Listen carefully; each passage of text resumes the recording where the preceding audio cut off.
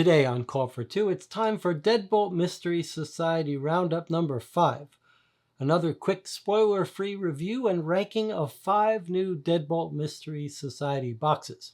Which would I recommend and which would I skip? Let's find out.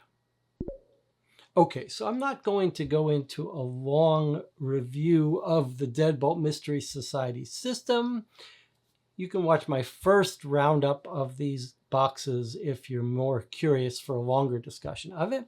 But these are generally escape room style games. That means they're mostly puzzles, but there's some real narrative that string them together.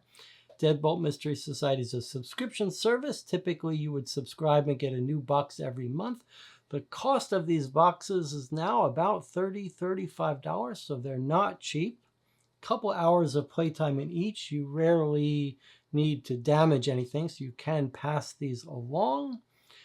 There is minimal use of the internet, but as the years go by, a little bit more each time, and you will need a tablet to scan a QR code and type in answers. They are sort of more adult-oriented than most of these games. You might think like a horror movie level of gore and death and murder, lots of serial killers and supernatural stuff. And you can watch playthroughs of each of these games on the channel. All right, let's go over each of these boxes and I'll try to rate them and rank them. Infected here, 2019, is a sort of zombie story, sort of. Definitely a creepy storyline here. If you like horror movies and zombie movies, I think it's going to be right up your alley. A little oddly structured, not set in multiple acts with envelopes that you unlock, but more like everything all at once. I would say on the harder side. And I very much enjoyed this, except for the last puzzle. The last puzzle and narrative part sort of broke for us. And that's the real thing holding this back from getting a very high rating from me. You can watch our playthrough that took us about 5 hours. It's officially rated at a 7.5 difficulty, which is a little harder than average. Even with the bad broken last puzzle, I would give this a rating of 8.5. Okay, Conspiracy is a sort of alien UFO themed game, not very dark, could be played with a younger audience, from 2019. Lots of content in here. A weird mixture of difficulty, officially rated at 7.5 difficulty, but really a mixture of puzzles that are very easy and puzzles that seem unfairly difficult. So maybe not my favorite set of puzzles, but a reasonably good story and pacing. You can watch our playthrough that took 6 hours. I would give it a rating of 6, so a little bit below my average rating for Deadbolt Mystery Society boxes. Next up, we have High Stakes from 2022. This is sort of an underground poker gambling story with some real horror elements. Again, another uneven box with some easy puzzles and some very hard puzzles. Here, though, I would say the story is one of the weaker elements here and below average. Not very memorable or engaging. You can watch our 5-hour playthrough. It is officially rated at a difficulty of 7, a little bit higher than average, I guess. I'm not sure if that's right, but yeah, maybe. I would give it a rating of 6.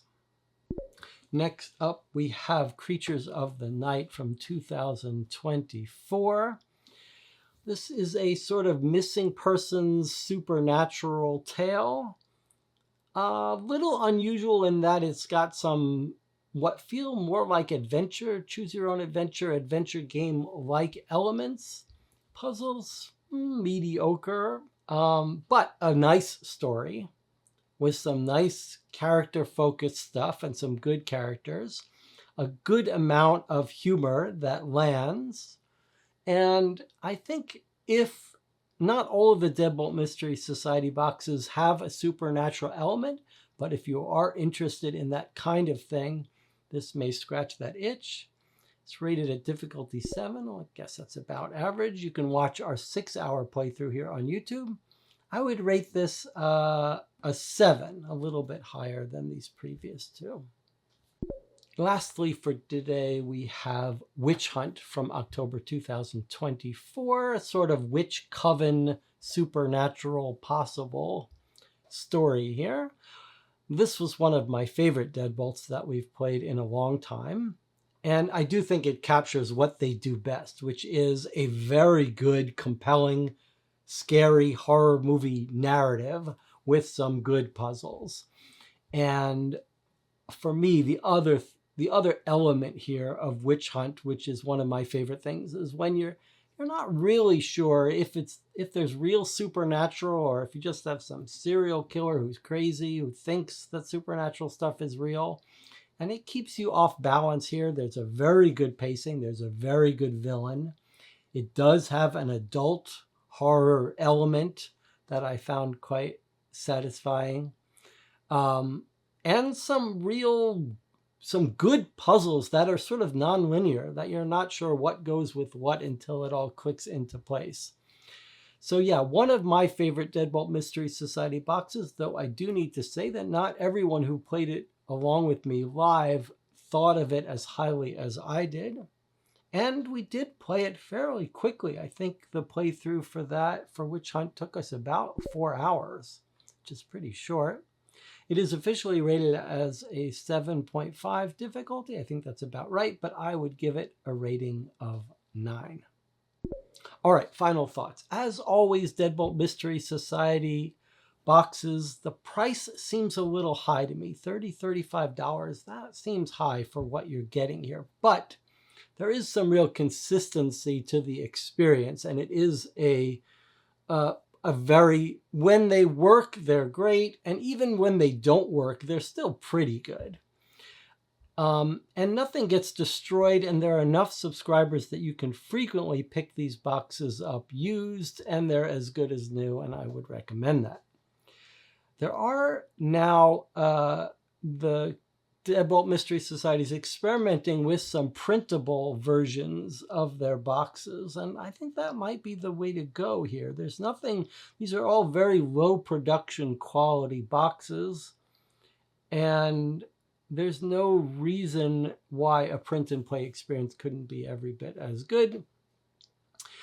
My final advice from this set here is Witch Hunt, for me, was the real standout, and Infected also quite good. The other three maybe a little bit below average. Maybe I might skip those. I'll see you on the next roundup.